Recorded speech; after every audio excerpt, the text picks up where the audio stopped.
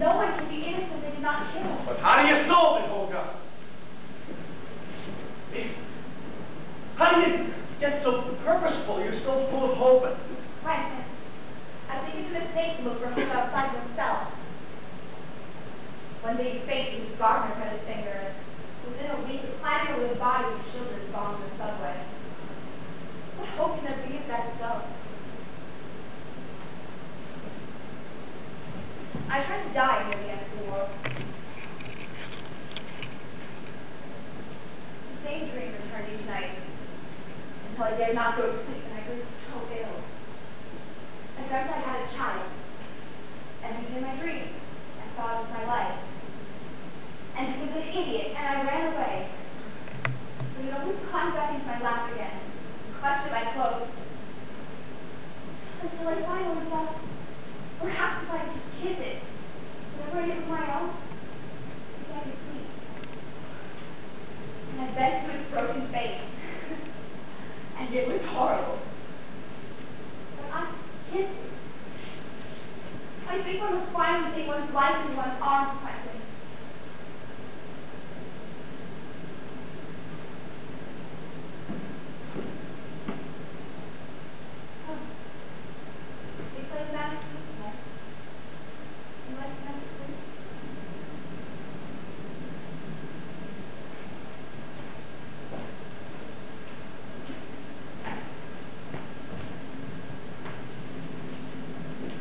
I miss her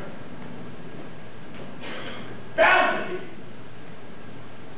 and yet I cannot sign my letters to her with love. I write sincerely, or as ever. It's too goddamn obvious that I'm choosing what I do, you know?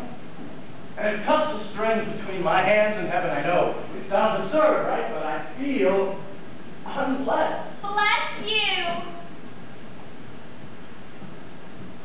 I keep looking back when there seemed to be this purpose in my life, this duty in the sky. I had a dinner table and a wife, and a world so wonderfully threatened by injustices I was born to correct, to believe. How fine it seems that some kind of paradise compared to this. Till I begin to look at it. God, when I think of what I believed, I want to run and hide. But I won't know I don't. I mean, a man of 32 sees a dinner guest changing a wet bathing suit in a room of his own home. And there she stands with two bare faces hanging out. Are you done working? You should swim now. The water's fine. I tell you, I don't believe she knew she was naked. Why not? Because she was married. I mean, this woman could tell that the Budapest String Quartet was playing off key. She had absolute pitch. How could she be unfaithful? And meanwhile, her husband, my friend, a stately professor of law, editing my first appeal to the Supreme Court. On the grass outside the window, I could see the top of his head just past her tit, for Christ's sake. Yes, I see. But it's what you allow yourself to admit. To admit what you see endangers principles.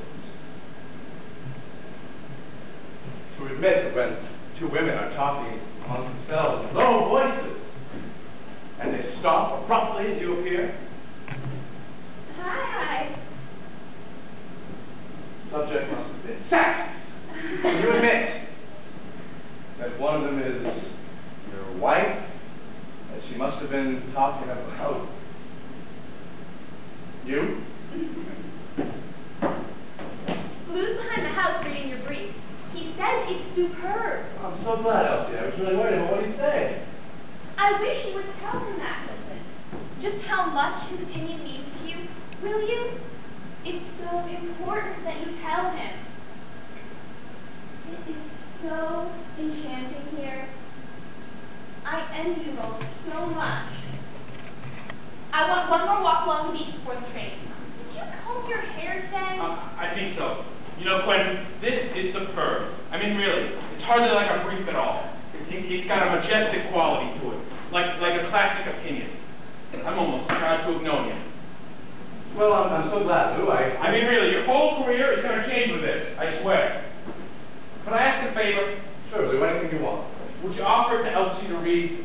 I know it seems extraordinary For request. what? but- Read the light.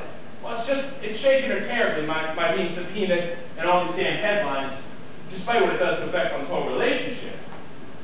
So any gesture of respect. For example, I gave her a copy of my new textbook that I've been working on. I've even held up the publication date to incorporate her criticism. And maybe her psychoanalysis, but she's really become remarkably acute. My throat, excuse me.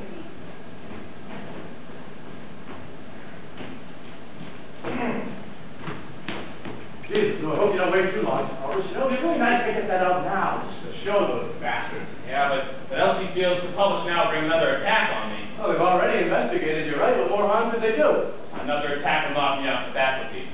It's only Nicky's fault to save me the last time when he gave that wonderful speech at the dean's meeting. Well, that's Mickey. Yes, but Elsie feels it'll just bring down the lightning to publish now. And you have to put that book away. It's like a kind of suicide to me. You know, everything I know is in that book. Jesus, Lou. You have a right to publish now. A radical past is not leprosy. Really turns up because that's where the truth seems to be. Come on, you mustn't be ashamed. God damn it, yes.